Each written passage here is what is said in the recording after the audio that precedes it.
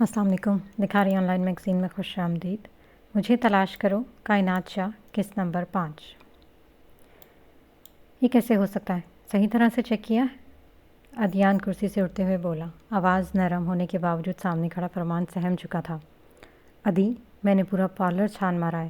میں نے نظر رکھی ہوئی تھی، بلکہ کیمرے پر اوان بھی موجود تھا۔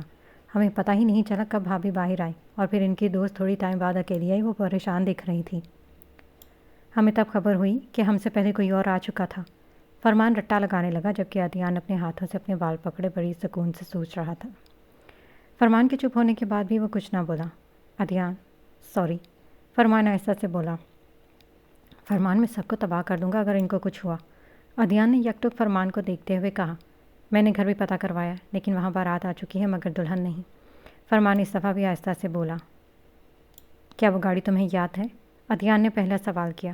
نہیں، کیونکہ بھابھی جیسے باہر آئیں اسی وقت کیمرہ دوسری طرف کر دیا تھا کسی نے۔ فرمان نے سوچتے ہوئے کہا۔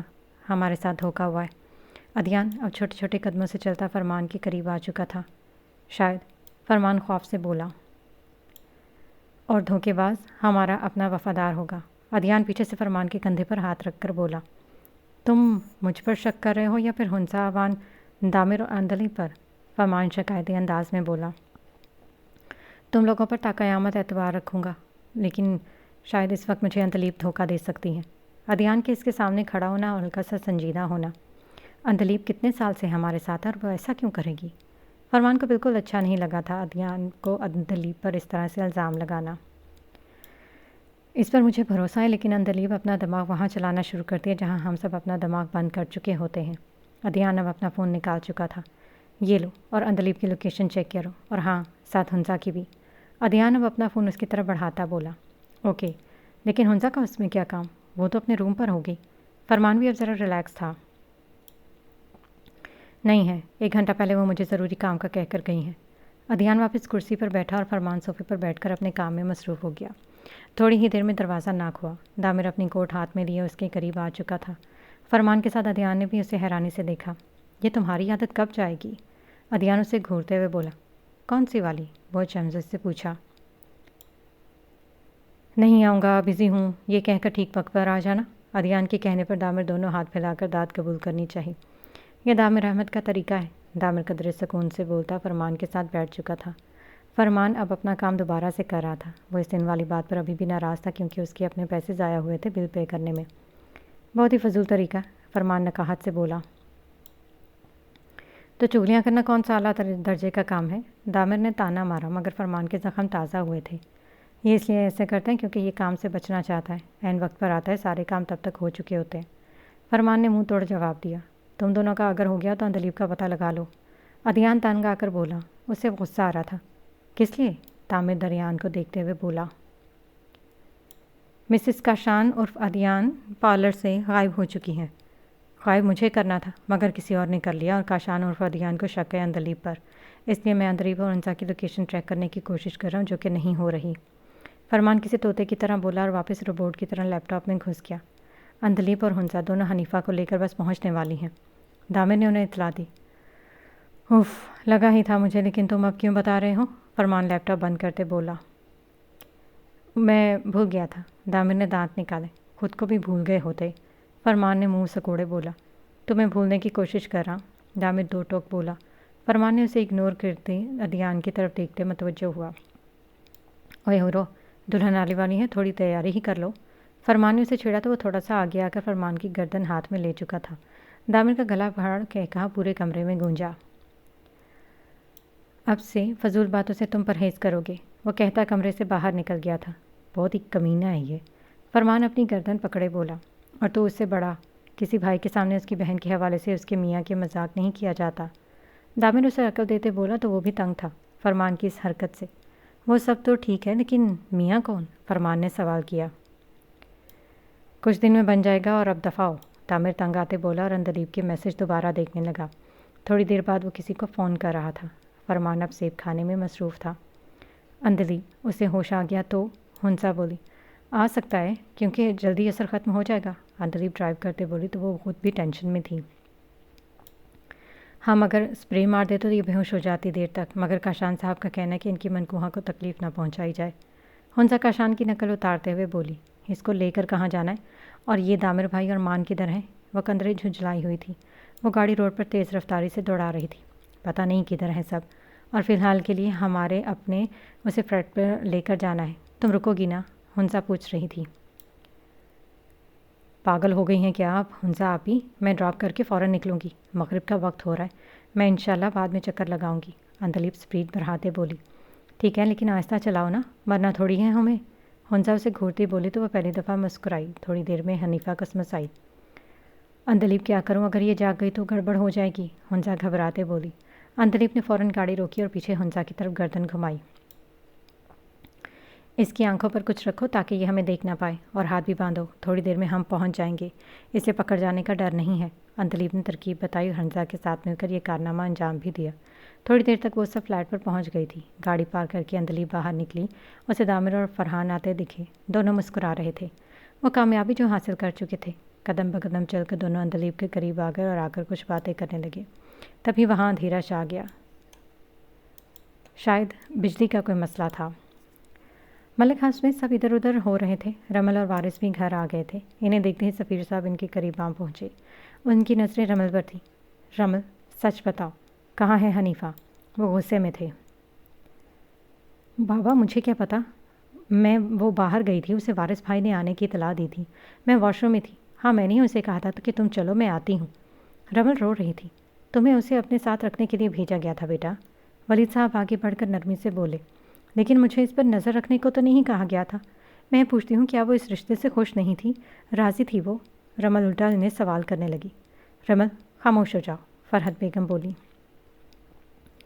میں کیوں خاموش ہو جاؤں؟ میری دوست کہاں گئی ہے، کیسی ہے، کڈنیپ ہوئی ہے یا کروائی گئی ہے، مجھے کیوں نہیں پتہ چل رہا؟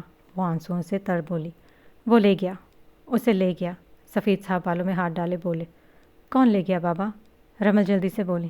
کاشان علی، سفید صاحب تیز آواز میں بولے۔ وہاں کھڑے سب لوگ حیرانی سے اسے دیکھ رہے تھے۔ فرحت آگے بڑھی اور سفیر صاحب کے سامنے آ کھڑی ہوئی۔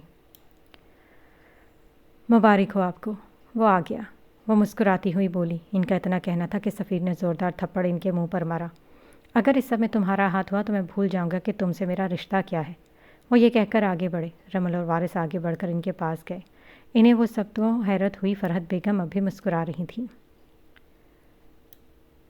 مبارک ہو ادیان عرف کاشان، وہ شیشے کے سامنے آتے ہوئے خود سے بولا۔ اس کے لیے آج کا دن بہت خاص تھا۔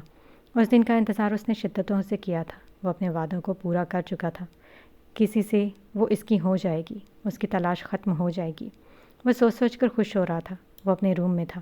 اسے سمجھ نہیں آ رہا تھا وہ باہر جائے، سب کے ساتھ، اس کو اندر لائے یا پھر یہاں ہی کھڑے رہ کر انتظار کرے۔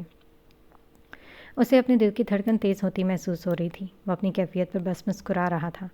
اس نے ساری سوچوں کو جھٹکا اور 5 منٹ میں وضو کیے نماز کے لیے کھڑا ہو چکا تھا۔ اسے اپنے خدا کا شکر ادا کرنا تھا۔ اس کی تلاش ختم ہو چکی تھی۔ اس کے خوابوں کی تعبیر مکمل ہونے والی تھی۔ اس کی دعائیں قبول ہو چکی تھیں۔ اس کا اپنے آپ سے، ذائشہ رافع سے اور لوگوں سے کیا ہوا وعدہ پورا ہو چکا تھا۔ جس بات کا ڈر تھا وہی ہوا، قارین بولا۔ اب کیا کرنا ہے؟ یہ سوچو تو زیادہ بہتر ہے، سفیر صاحب بولے۔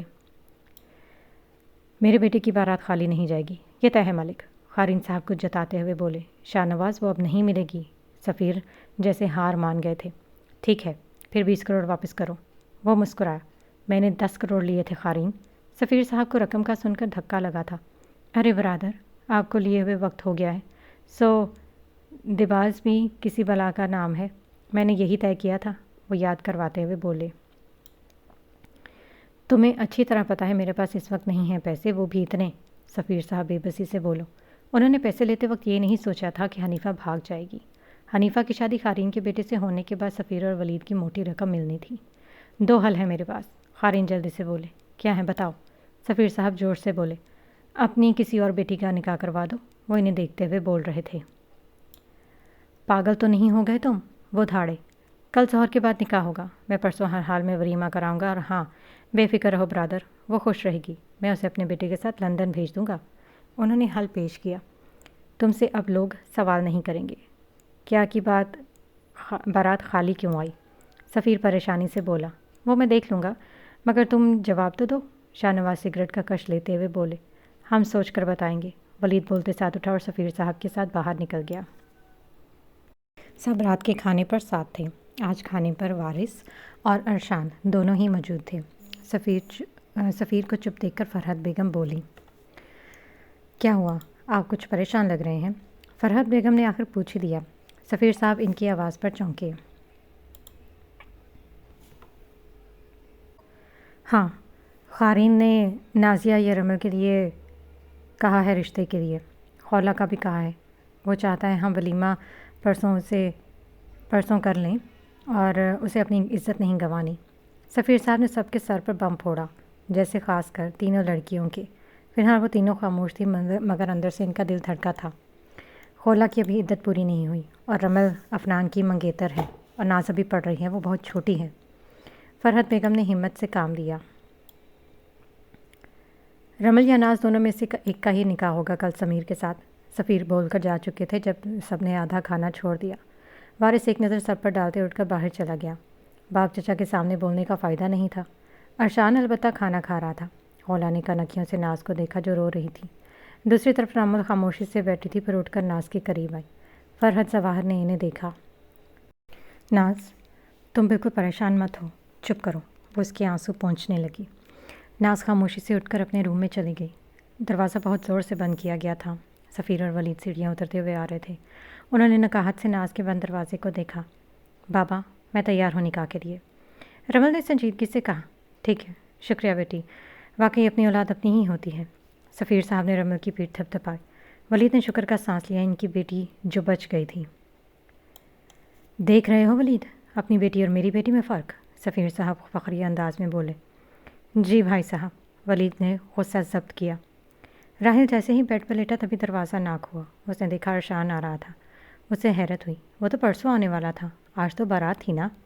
السلام علیکم، ارشان نے بیڈ پر بیٹھتے ہوئے کہا۔ سب خیریت؟ کچھ ہوا کیا؟ تم نے پھر لڑائی کی؟ اس نے اندازہ لگایا تھا۔ ارشان نے اسے گھورا۔ نہیں آتا تو ضرور ہو جاتی لڑائی۔ ارشان جواباً بولا، کیا ہوا؟ راحل کو فکر ہوئی۔ ارشان نے اسے کل سے اب تک کی ساری کہانی سنائی۔ اوہ، بہت برا ہوا، تو پھر واقعی رمل کر لے گی شادی؟ راحل نے لمبی سانس لی۔ ناز جو بچ گئی تھی۔ میرا بس نہیں چل رہا تھا، دو ہاتھ کر لیتا سفیر صاحب ان کے چمچے سے، ارشان نے غصے سے کہا۔ اچھا ریلیکس رہو، جو ہوگا بہتر ہوگا، اس نے اسے تسلی دی۔ بالکل نہیں، میں کچھ کروں گا، بلکہ میں کیوں، افنان کس کھیت کی مولی ہے، میں اسے سب بتاتا ہوں ابھی۔ ارشان کے چہرے پر چمک آئی۔ راحل بھی مسکرایا۔ ارشان اب کال پر تھا۔ افنان کو 1 میں 13 لگا کر اس نے بتایا۔ انتلیپ نہیں آئی کیا؟ ادیان ایک نظر سب کو دیکھتے ہوئے بولا۔ نہیں، وہ جلدی چلی گئی۔ تمہیں مبارکباد دی اس نے؟ ہنسا مسکرا کر بولی۔ ہاں، اچھا، وہ بے خیالی سے بولا۔ ویسے تم تھے کدھر؟ فرمان نے آخر سوال کر ہی لیا۔ اپنے روم میں تھا۔ ادیان اب کرسی آگے کرتا بیٹھ چکا تھا۔ کیا کر رہے تھے؟ ہم کب سے تمہارا انتظار کر رہے ہیں، دامر بولا۔ بس کام تھا کچھ، کھانا شروع کرو۔ وہ اپنی پلیٹ میں بریانی نکالنے لگا، پھر سب کھانا کھانے لگے۔ تھوڑی دیر میں کب فارغ ہوئے؟ فرمان اور ہنسا دونوں نے برتن سمیٹے، ٹیبل سے برتن۔ میں دھو لوں گا، دامر دونوں سے بولا۔ دونوں گردن ہلا کر کچن سے چلے گئے۔ دامر کبھی کبھی ادھر ڈنر کرتا تھا تو برتن دھونے کی ذمہ داری اپنے سر کرتا تھا۔ رمل جیسے ہی بیڈ پر لیٹی، اسی وقت افنان کی کال آنے لگی۔ اس نے قلب سے آنکھیں بند کی۔ وہ اس سے اس وقت تو بالکل بات نہیں کرنا چاہ رہی تھی۔ وہ اس کی باتوں کا جواب کیسے دے گی؟ رمل کے خیال سے بھی افنان کو کچھ خبر نہیں تھی، مگر اسے کل تو پتہ چل ہی جائے گا۔ یہ سوچ کر بس وہ رو رہی تھی۔ وہ دوسری طرف حنیفہ کے لیے بھی فکر مند تھی۔ اوپر سے ادیبہ کی بھی اس سے پارلر جانے سے پہلے کی ملاقات ہوئی تھی۔ گھر میں جو ہنگامہ ہوا تھا اس کے بعد ادیبہ کا بنتا بھی نہیں تھا۔ اس کی امی اسے آنے نہیں دیں گی، یہ بات رمل بخوبی جانتی تھی۔ بھابھی، کیا واقعی کا شان ہی لے کر گیا ہے حنیفہ کو؟ زہرا بیگم آس پاس دیکھتے بولی۔ ہاں، اور کون لے کر جائے گا؟ فرحت بیگم بھی دھیرے سے بولی۔ کیا اگلی بار بھی وہی لے گیا تھا؟ سوہرا نے دوسرا سوال کیا۔ وہ دونوں کچن میں تھی۔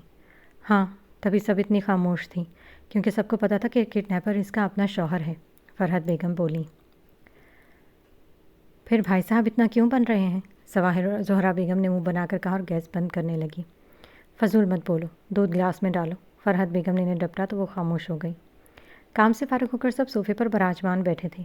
سب سوچ رہے تھے کہ اب کرنا کیا ہے۔ اس روم میں کوئی نہ جائے آج۔ دامر نے حل بتایا۔ میں کہاں جاؤں گا پھر؟ فرمان کو اپنی فکر پہلے ہوتی تھی۔ تم اور ادیان میرے ساتھ میرے روم میں چلو گے، تامر دانت پیس کر بولا۔ ادیان بھی فرمان کو گھور رہا تھا۔ اوہ، مجھے لگا کہ فرمان کی بات بیچ میں ہی کاٹی تھی تامر نے۔ کچھ بھی نہیں بول رہے تھے تم، اب اٹھو سب اور چلو، حنزہ کی روم میٹ آتی ہی ہوگی، جاب سے 9 بج چکے ہیں۔ تامر بیچ میں بولا۔ حنزہ نے گھڑی دیکھی۔ ہاں چلو، دھیان رکھنا حنزہ۔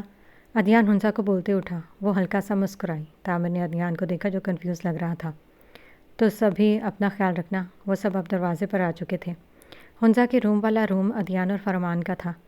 ادی، کچھ لینا ہے اپنے روم میں جا کر تو لے آؤ، تب تک یہ سب یہیں ہیں، اور زارا حنزہ کی روم میٹ بھی آ جائے گی، کیوں تامر؟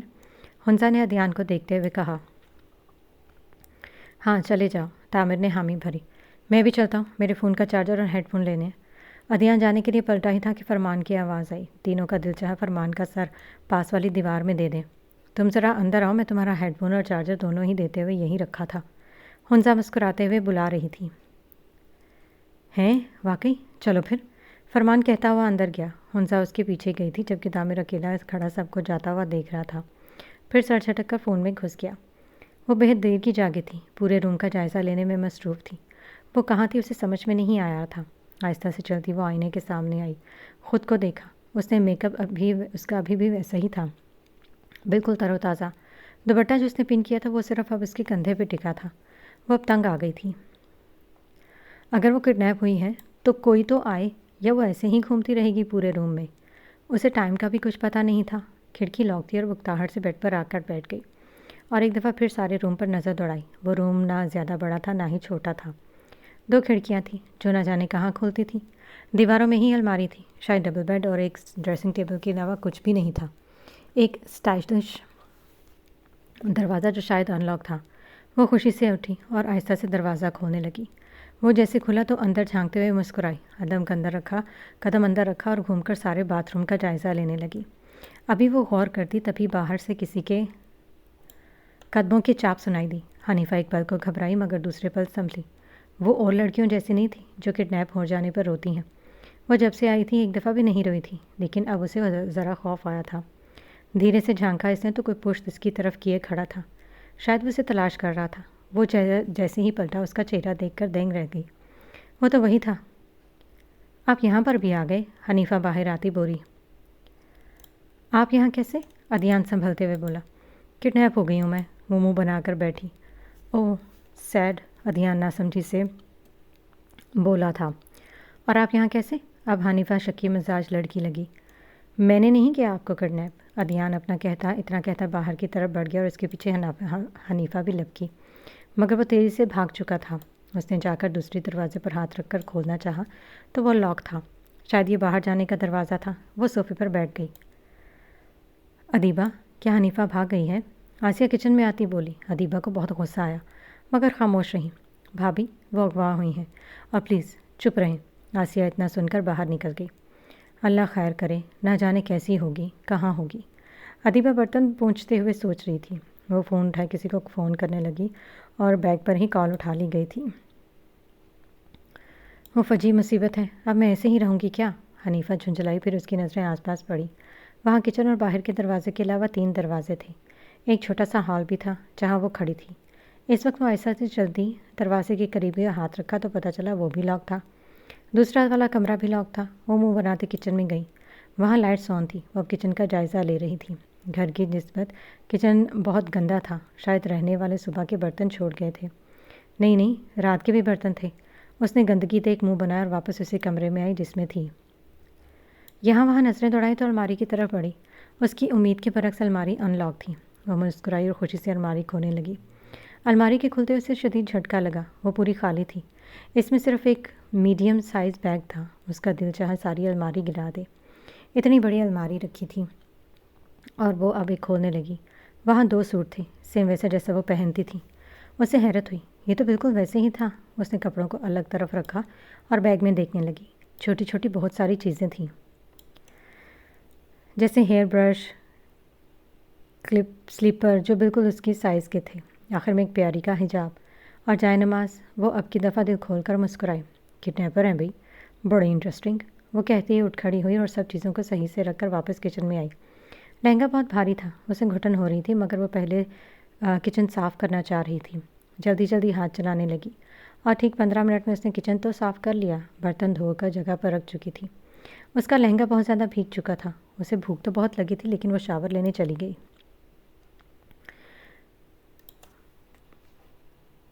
پورے گھر میں صرف پانی کی ہی آواز آ رہی تھی۔ وہ نہا کر آئی تو خود کو ہلکا محسوس کیا۔ اس نے واشنگ مشین میں لہنگا سکھایا اور روم میں آ کر صوفے پر سوکھنے کے لیے رکھا۔ خود آئینے کے سامنے آ گئی۔ ٹائم کیا ہو رہا تھا اسے پتہ نہیں تھا۔ سفید رنگ کے فراک پہنے وہ بغیر میک اپ کیے بہت پیاری لگ رہی تھی۔ ڈریس ایک دم فٹنگ کا تھا۔ اس نے روم سمیٹا اور کچن میں آ گئی اور فریزر کھول کر دیکھنے لگی۔ وہاں بہت ساری چیزیں تھیں۔ اس نے بریڈ نکالے، آملیٹ بنایا، ساتھ میں جوس۔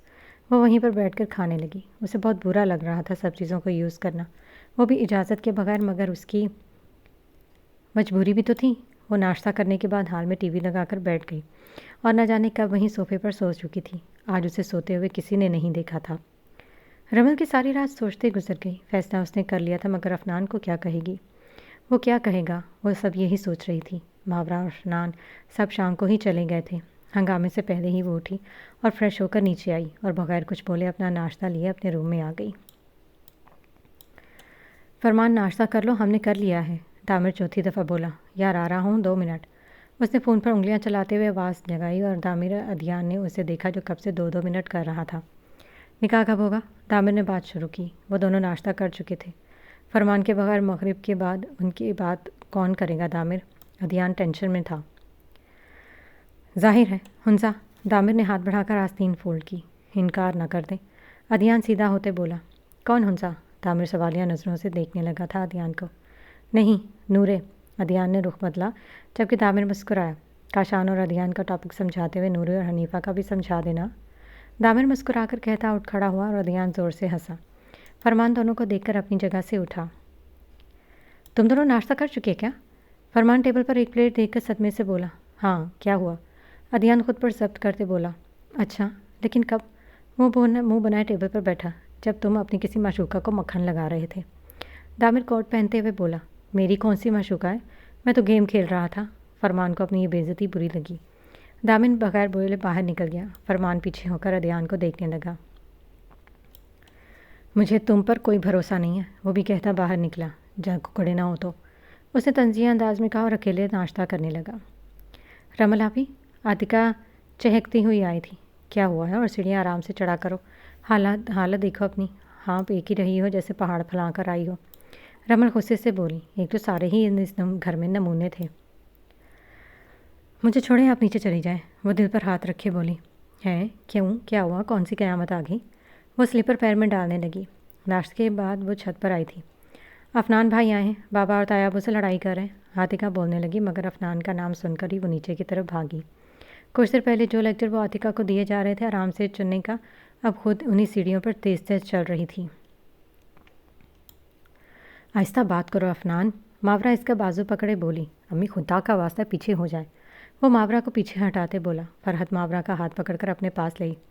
افنان، اپنے گھر جاؤ، سفیر صاحب ضبط کرتے بولے۔ ضرور، لیکن پہلے آپ رمل کو بلوائیں، نکاح پڑھوائیں میرے ساتھ اسی وقت، تب جاؤں گا۔ وہ آنکھیں نکال کر بولا۔ اس نے خود حامی بھری ہے، ولید نے ہتھیار ڈالنے چاہے۔ بلائیں اسے، اور ارشان مولوی لے کر آ رہا ہے۔ وہ آہستہ سے صوفے پر بیٹھا تھا۔ افنان، کیوں شور کر رہے ہو؟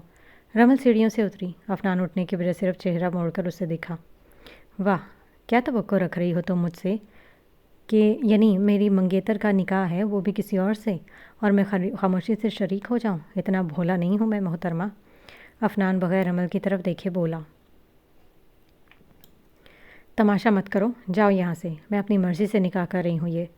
رمل اس کے سامنے آئی۔ تم ہوتی کون؟ رشتہ ہم دونوں کا ہے، تمہاری مرضی اکیلے نہیں چلے گی۔ افنان اونچی آواز میں بولا۔ میری طرف سے ختم یہ رشتہ۔ رمل انگوٹھی اتار کر جھک کر اس کے ہاتھ پر رکھ کر بولی۔ بکواس نہیں کرو رمل، انگوٹھی اتارنے سے رشتہ ختم نہیں ہوگا۔ افنان انگوٹھی ہاتھ میں لیے اٹھا۔ ماورا لے جاؤ اسے، ورنہ بہت برا ہوگا۔ سفیر صاحب بہت دیر بعد بولے۔ ماورا فوراً افنان کے قریب آئی۔ افنان چلو، ان کی بیٹی ہے، جہاں مرضی رشتہ کریں۔ ماورا بیگم بے بسی سے بولی۔ امی، میں یہاں سے رمل کے بغیر نہیں جاؤں گا۔ وہ بضد ہوا تھا۔ میں کوئی کھلونا نہیں ہوں جو میرے بغیر نہیں جاؤ گے۔ رمل کو اب غصہ آیا تھا، افنان کا یہ کوئی نیا روپ تھا شاید۔ نہیں، تم میری منگیتر جس کو اپنی بیوی بنانے کا خواہش مند ہوں میں ابھی۔ اس نے رک رک کر الفاظ ادا کیا۔ افنان، تماشا ہو گیا تو نکاح کروا لو، مولوی صاحب کو ذرا جلدی ہے۔ ارشان صاحب کو ایک نظر دیکھ کر بولا۔ کوئی نیا نہیں ہوگا ادھر، ولید دھاڑے۔ ادھر آؤ تم۔ رمل افنان کا ہاتھ پکڑے اوپر حنیفہ کے کمرے کی طرف بڑھی، کیونکہ وہ پہلے ہی پڑا تھا۔ سب حیرانگی سے انہیں جاتا ہوا دیکھ رہے تھے۔ کیا مسئلہ ہے تمہارا؟ رمل اس کا ہاتھ چھوڑتے ہوئے بولی۔ رمل تو میری منگیتر ہو۔ اب نرم پڑا تھا وہ۔ بابا بہت پریشان ہے، خول آپ ہی عدت میں ہے، ناز چھوٹی ہے۔ رمل بولتے ساتھ رو بھی رہی تھی۔ ان سب میں تم نے ہمارا نہیں سوچا؟ افنان رمل کو کندھوں سے پکڑے بولا۔ وہ سہمی۔ تم پلیز تماشا مت کرو اور جاؤ، مجھے نہیں کرنی تم سے شادی۔ رمل اپنا بازو افنان سے چھڑواتے ہوئے بولی۔ میں تم سے محبت کرنے لگا ہوں رمل، افنان ہارتے ہوئے بولا۔ رمل ایک پل کو بالکل چپ ہو گئی تھی۔ ادیبہ پھپھو، افنان بھائی آئے ہیں اور بہت شور ہو رہا ہے رمل پھپھو کے گھر پر، مریم ادیبہ کی بھتیجی بولی۔ تمہیں کیسے پتا؟ ادیبہ حیران ہوئی۔ میں وہیں پر ہی کھیل رہی تھی، اچانک سے شور ہونے لگا، نائل بھائی نے مجھ سے کہا جھگڑا ہو رہا ہے، گھر جاؤ۔ وہ بول کر اندر چلی گئی۔ ادیبہ ایک سال کی بچی پر یقین کیسے کر سکتے تھے؟ وہ اپنے 7 سال کی بچی پر کیسے یقین کر سکتی تھی؟ وہ اپنے دروازے پر آئی تو باہر مولوی صاحب اور ارشان دکھے۔ اللہ، کس کا نکاح ہو رہا ہے؟ کیا ہو رہا ہے ادھر؟ وہ اب گھبرائی اور رمل کو فون بنانے لگی، لیکن رنگ کے باوجود کال نہیں اٹھائی جا رہی تھی۔ وہ مزید پریشان ہوئی۔ 10 منٹ بعد افنان اور رمل ساتھ باہر نکلے۔ رمل دوپٹہ سر پر رکھتی صوفے پر بیٹھی۔ میں افنان سے نکاح کر رہی ہوں، رمل دو ٹوک بولی۔ رمل، تم نے زبان دی تھی ہمیں، ولید صاحب دانت پیس کر بولے۔ افنان کو آپ نے پہلے دی تھی، وہ ابروج کائے بولے۔ میں تمہارا گلا گھونٹ دوں گا، تم نہیں کر سکتے ایسا۔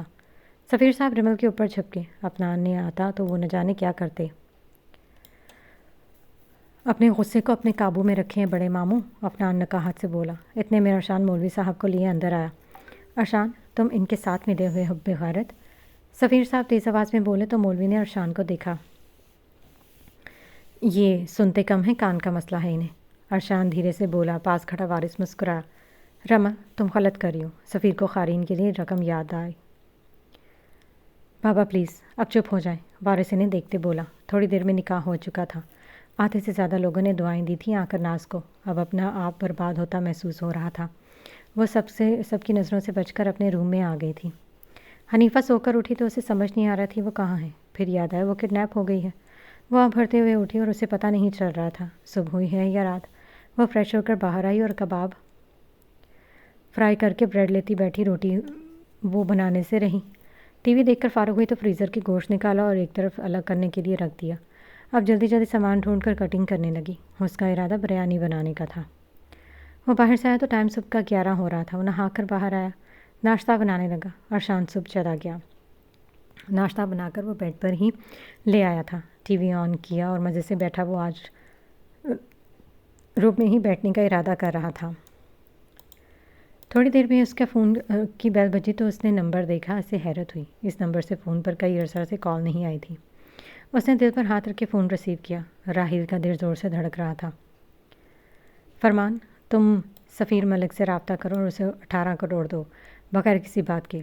اسے صرف کال کر کے اتنا بولو کہ پیسے تمہیں تمہارے گھر کے باہر مل جائیں گے۔ ادیان صاحب نے لیپ ٹاپ پر دیکھتے ہوئے بولا۔ فرمان نے اسے دیکھا اور منہ بنایا۔ تم نا زیادہ نہ بنو، فرمان کی بجائے دامر بولا تھا۔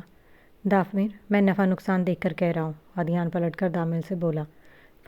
فرمان آرام سے چپس کھا رہا تھا۔ ضرورت کیا ہے، ہمارا ان سے ہمدردی کا رشتہ نہیں ہے۔ دامر نے اسے کچھ یاد دلانا چاہا۔ اس کو کھیل کو زیادہ چلنا ہے ابھی۔ ادیان نے گلاس اٹھایا، پانی ڈال کر منہ سے لگایا۔ دامر اور فرمان اسی کو ہی دیکھ رہے تھے۔ اور بدلے میں کیا لینا ہے اس سے؟ فرمان نے بات ختم کرنا چاہی۔ ظاہر ہے وہ جو ہو رہا تھا ادھر حصہ چاہیے، کمپنی سے یا پھر زمین سے۔ ادیان مسکرایا۔ حنیفہ کے سائن بھی چاہیے، فرمان نے دماغ دوڑایا اپنے، جبکہ دامر خاموش رہا۔ وہ سمجھ چکا تھا وہ تو صرف ان کا ہے۔ ادیان نے فرمان سے کہا۔ ادیار نہیں کرو، مجھے نہیں چاہیے کوئی حصہ۔ دامر تنگ آ کر بول رہا، فرمان بھی ان دونوں کو دیکھ رہا تھا۔ تم نہ لینا رانین اور مائدہ کا تو حق ہے۔ فرمان، تم جا کر رابطہ کرو اندلیب سے اور 1 گھنٹے کے اندر کام ختم کرو۔ ادیان نے بات ختم کی۔ دامر اٹھ کر باہر چلا گیا۔ ماورا اور افنان چلے گئے۔ ارشان اپنے روم میں آ گیا تھا۔ سفیر اور ولید نے رمل کو ساتھ لے جانے کا کہا تھا، مگر وارث افنان کو جانے کے لیے کہہ کر سفیر اور ولید کے سمجھانے لگا۔ رمل بت بنی بیٹھی تھی۔ ایک پل میں وہ افنان کی ہو گئی تھی۔ ایک پل میں اس نے بات سے نہ جانے کیا کیا سنا تھا اور ان کا ایک اور نیا الگ ہی روپ دیکھا تھا۔ سب تھوڑی دیر میں اپنے اپنے کمرے میں چلے گئے تھے۔ رمل وہیں بیٹھی تھی۔ خولا اس کے قریب آئی اور اس کے سر پر ہاتھ رکھا۔ نکاح مبارک گڑیا، خولا نم آنکھوں سے بولی۔ ایسے کسی کا نکاح نہیں ہوا ہوگا، وہ اتنا کہہ کر رونے لگی۔ خوش نصیب ہو جو عفنان جیسا شوہر ملا ہے، جو اس وقت ہر کسی سے بغاوت کرنے پر آ پہنچا ہے۔ خولا نے دل ہی دل میں عفنان کے حوصلے کی داد دی تھی۔ وہ رات سے کال کر رہا تھا، شاید اسے ارشان نے بتا دیا تھا۔ وہ ہچکیوں سے بولی۔ رمل کم ہی روتی تھی۔ جو ہوا تمہارے لیے بہت اچھا ہے، خوش رہو اور بے فکر رہو میری جان۔ خولا اس کے آنسو صاف کرتے بولی۔ پر آپی، بابا ایسے کیوں بول رہے تھے؟ وہ ایک دفعہ پھر رونے لگی۔ چھوڑو انہیں، صحیح ہو جائیں گے، ارشاد نواز انکل کا سوچ رہے ہیں۔ خولا نے اسے پیار سے سمجھایا۔ آپی، ناز کا کیا؟ رمل کو اچانک یاد آیا۔ خولا نے گہری سانس لی۔ اس کے حق میں بھی بہتر ہوگا۔ خولا آپی، آپ جا کر دیکھیں، میں ذرا روم میں جا رہی ہوں، سر پھٹ رہا ہے، رمل اٹھتے ہوئے بولی۔ خولا نے بھی ناز کے روم کی طرف قدم بڑھائے۔ ارشان، سوال بعد میں کرنا، پہلے آؤ، راہیل اب کی دفعہ غصے میں بولا۔ وہ فون کان سے لگائے ریسٹورنٹ میں تھا۔ تھوڑی دیر میں ارشان بھی آ گیا۔ کافی کے درمیان دونوں کی بات بھی ہو رہی تھی۔ راہیل نے تمہید باندھی۔ ارشان، مجھے کال آئی ہے۔ راہیل باہر دیکھ رہا تھا۔ کس کی؟ ارشان نے ابروج گئے۔ یہ لو، خود سنو۔ راہیل نے ریکارڈنگ آن کر کے ارشان کی طرف بڑھائی۔ وہ جیسے جیسے سن رہا تھا حیران ہو رہا تھا۔ ایک پل کو غصہ آیا مگر خاموش رہا۔ راہیل، مجھے غصہ آ رہا ہے، تمہیں شرم نہیں آئی؟ کب سے چل رہا ہے یہ سب؟ وہ آہستہ مگر غصے سے بولا۔ 1.5 سال پہلے جب میں تمہارے ساتھ تمہارے گھر گیا تھا۔ راہیل تھوڑی دیر کو رکا۔ ارشان خود پر ضبط کیے بیٹھا تھا۔ راہیل اس کا بہترین دوست تھا۔ ماضی 1.5 سال پہلے۔ آپ کو ارشان بھائی اپنے روم میں بلا رہے ہیں، ناز راہیل سے بول کر سر ہلاتا ارشان کی طرف جانے لگا۔ یہ آپ کی شرٹ بہت اچھی ہے، ناز کی آواز پر وہ پلٹا۔ شکریہ، مگر گڑیا یہ ٹی شرٹ ہے، شرٹ نہیں، راہیل کہتا آگے بڑھا۔ پیچھے ناز زبان دانتوں تلے دبا گئی۔ اف، تمہیں شرٹ اور ٹی شرٹ میں فرق نظر نہیں آتا؟ علینا غصے سے بولی۔ تم نے ہی تو کہا تھا یہی کہنا، ناز نے منہ بنایا۔ میں نے ایک آئیڈیا دیا تھا، علینا اسے گھورتے بولی۔ وہ دونوں 11ویں کلاس میں تھیں۔ ناز علینا کو کل کا واقعہ سنا رہی تھی۔ وہ دونوں تیسری جماعت کی دوست تھیں۔ اچھا چھوڑو، لیکن انہوں نے مجھے گڑیا کہا، ناز ہنستے ہوئے بولی تو علینا بھی مسکرائی۔ تم ہو بھی تو ان کی بہت چھوٹی۔ اچھا ایسا کرو، ان کو کال کر لو، علینا آہستہ سے بولی۔ پاگل ہو گیا؟ ناز نے آنکھیں نکالی۔ تمہیں فون کا مسئلہ ہے یا نمبر نہیں ہے تمہارے پاس ان کا؟ علینا سوچتے ہوئے بولی۔ نہیں یار، نمبر بھی ہے اور خولا آپی کا فون بھی ہے، مگر میں کر نہیں سکتی بات۔ ناز نے چوٹیاں اپنی پیچھے کی۔ کیوں، ڈر لگ رہا ہے؟ علینا ہنسی۔ نہیں، یہ سب گناہ ہے، اور بابا بھائی کو کتنا مان ہے ہم پر، توبہ۔ اس نے کانوں کو ہاتھ لگائے۔ اف، ٹپیکل اسلام کی اماں نہ بنو اب، علینا نے مسکرا کر کہا۔ میں جا رہی ہوں، ایسی باتیں کرو گی تو، ناز منہ پھلا کر بولی۔ اچھا بیٹھ جا، علینا نے اسے واپس بٹھایا۔ اب تو مجھے کوئی مشورہ مت دینا، ناز کا مطلب شرٹ والے مشورے کا تھا۔ اف، ڈرپوک نہیں دوں گی تمہیں، علینا نے اس کا مذاق بنایا تھا ہمیشہ کی طرح۔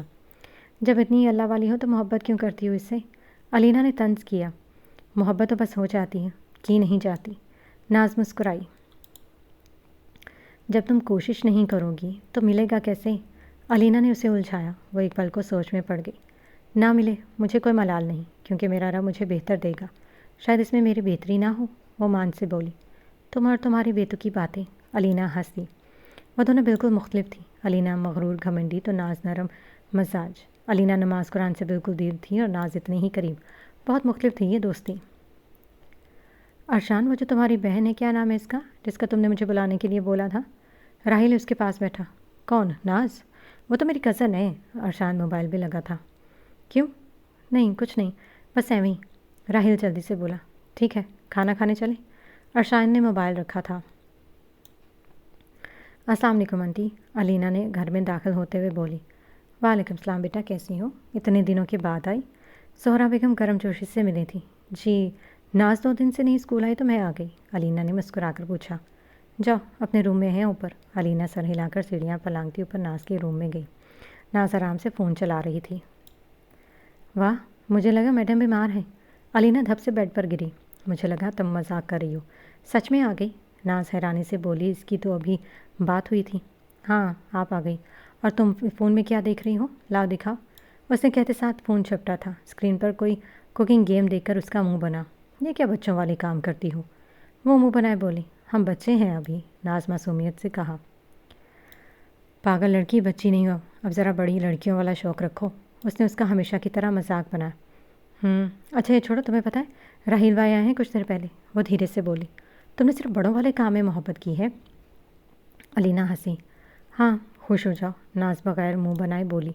तभी खोला ट्रॉली लेकर अंदर दाखिल और अलीना के करीब करके वापस चली गई। इनके जाने के बाद उन्होंने जूस का गिलास उठाया। तुम्हारा इरम पूछ रही थी, अलीना आंखें घुमाकर बोली। अच्छा, मेरी तो सिर्फ उससे सलाम दुआ है। नाज हैरान हुई। इन दोनों की कभी बात ही ना हुई थी। मुझे क्या पता, और फिर वो तुम्हारे जैसी है, शायद अट्रैक्शन हो गई हो। अलीना को कहकर हंसने लगी। इंशाल्लाह कल आऊँगी। और तुम बताओ, कुछ मिस तो नहीं किया ना मैंने स्कूल का? उसे नहीं फिक्र हुई। नोट्स लाई हूँ। और ये छोड़ो, तुम्हारे पास राहिल का नंबर है? अलीना उसके करीब आकर बोली। नहीं, मेरे पास क्यों होगा? वो घबराई। ये किसका फ़ोन है? अलीना ने पूछा और चिप्स की प्लेट उठाई। खौला आपी का। नाज ने कंधे उचकाए। तुम्हारे पास नंबर है, झूठ मत बोलो। अलीना ने एक थप्पड़ रसीद किया। उसे वो दर्द से करा उठी। हाँ है, लेकिन तुम कोई उल्टी सीधी हरकत नहीं करोगी, उसने वॉर्न किया था। अलीना हंसने लगी। थोड़ी देर में इन दोनों ने मिलकर राहिल को मैसेज कर दिया था। कुछ दोस्त की वजह से आप गुनाह की तरफ एक कदम बढ़ा लेते हैं, ना चाहते हुए भी। वो भी बाहर ही निकलने वाला था। अरशान के इंतज़ार में हाल में खड़ा हुआ। मैसेज आने पर उसने मोबाइल खोला। सामने कुछ 6-7 मैसेज थे। वो जैसे जैसे पढ़ रहा था उसे हैरत हुई।